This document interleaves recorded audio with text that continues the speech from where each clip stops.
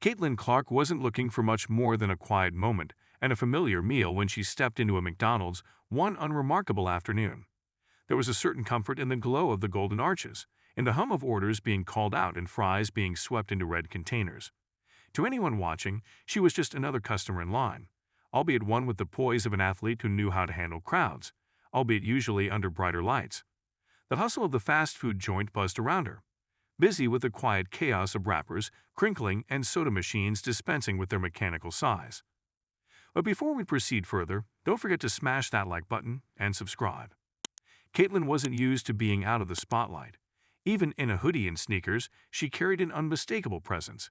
She scrolled absently on her phone, her attention half on the menu, when she caught a snippet of conversation behind her that made her pause. Two boys, not much older than middle school age, were talking in the half-hushed, eager way that kids do when they think they're being sneaky. The words they said weren't cruel, nor were they whispered in a tone meant to mock. No, what stopped Caitlin mid-thought was the unexpected nature of what she heard, and perhaps more so, the sheer sincerity in their voices. The boys had recognized her. It didn't happen as often as one might think, not like it did for NBA stars or movie icons. Yet here they were, two boys who couldn't be older than 13, craning their necks and whispering behind raised hands as if they'd just spotted a superhero out of costume. One of them nudged the other, eyes wide. Caitlin pretended not to hear, shifting her weight from one foot to the other, feeling an odd mix of flattery and curiosity as she listened. What struck her wasn't that she was being talked about. It was what they said.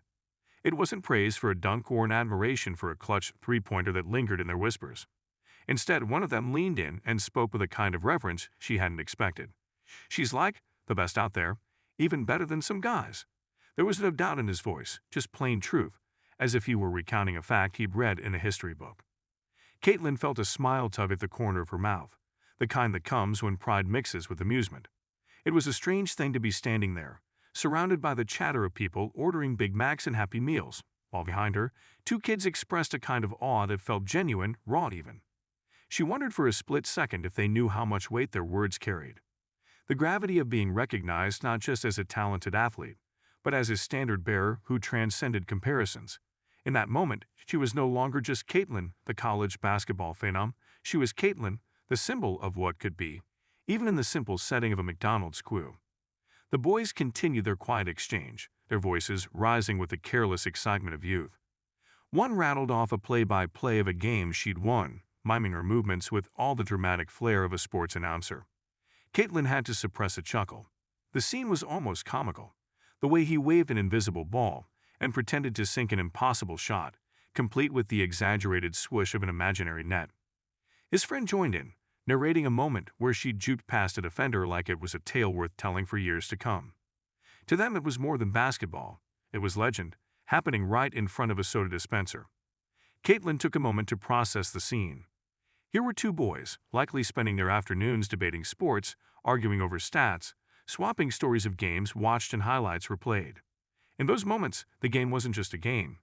It was the glue binding friends together, a common language, and here they were, giving her a place in that conversation, right next to the players they likely emulated when they ran down school hallways pretending to dunk on classroom doors. It was oddly humbling, a reminder that her efforts resonated beyond the arena and into these fleeting, everyday moments. The line moved and Caitlin stepped forward, aware that the boys had noticed her movement too. There was a sudden hush behind her. She could almost feel their eyes on her back, and she wondered if they were debating whether to say something, whether to acknowledge that the hero of their conversation was just a few feet away, reading the menu as though she didn't already know it by heart. For a moment, she wished she could turn and say something, but what? Thank them for recognizing that the game wasn't confined by old standards, that the players they idolized didn't have to fit into a certain mold. The words felt too big for a simple moment in line. The buzz of the intercom announced someone's order number, and Caitlin snapped out of her thoughts. She glanced over her shoulder, catching the boys' eyes just as they tried to play it cool, looking anywhere but directly at her. One of them, unable to keep the facade, broke into a grin, and Caitlin couldn't help but smile back.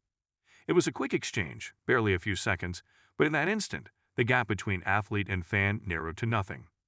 As Caitlin placed her order, the boys behind her stayed quiet, their whispers now replaced by nudges and exchanged glances. She wondered if they'd tell this story later, about how they saw Caitlin Clark at McDonald's, and how she almost caught them talking about her.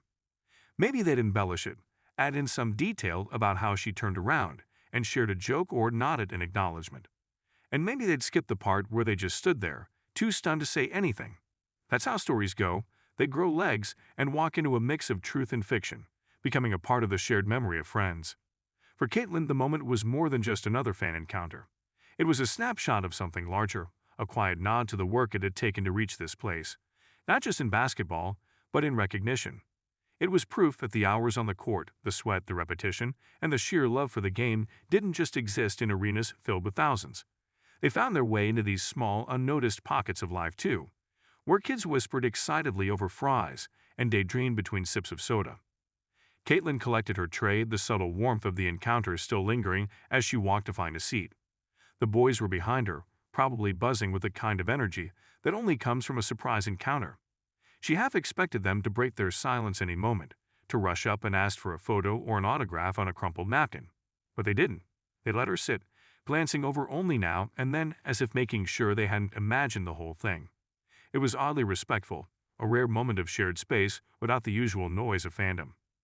She took a bite of her burger, watching him out of the corner of her eye. The one who had mimed her game-winning shot was now drumming his fingers nervously on the table. His friend leaned in, clearly saying something Caitlin couldn't hear.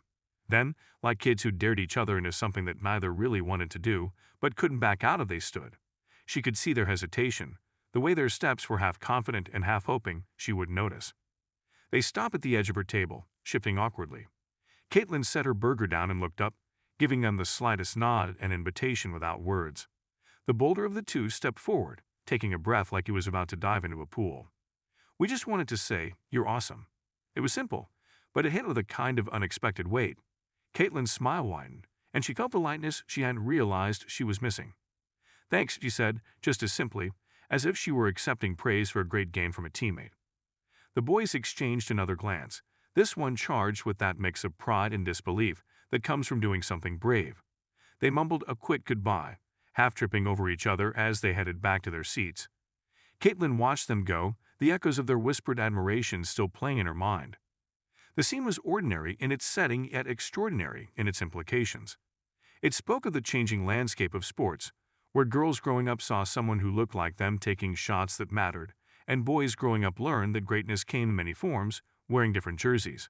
The whispers in that McDonald's, the hesitant steps, and the brief acknowledgement were small but significant brushstrokes in a larger picture of what it meant to be recognized, not just as a player, but as a force. Don't forget to hit that like button and subscribe to our channel for more engaging content. We thrive on your feedback, so be sure to leave your thoughts in the comments section below. Until next time, keep discovering and stay tuned.